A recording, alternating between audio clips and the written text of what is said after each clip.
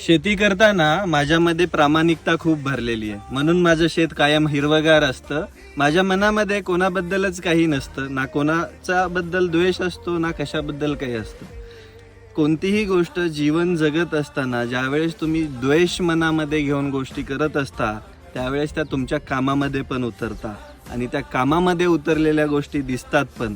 मी आजपर्यंत शेतकऱ्यांसोबत काम केलं तरी माझा प्रामाणिकपणा कुठेच कमी झालेला नाही आणि त्यामुळं माझं शेत एवढं भरलेलं असतं, माझे रिझल्ट एवढे चांगले असतात. आणि शेतकऱ्यांना गोष्टी सांगत असताना तोच प्रामाणिकपणा मला कायम ठेवायचा आहे. शेती करणं सोपं नाही आहे, पण त्या शेतीमध्ये एकदा उतरलं तर माघार घेणं पण चांगलं नाही आहे ना. शेती करायची आहे तर मन लावून तन लावून आणि तुम्हाला धन पण लावावं लागेल.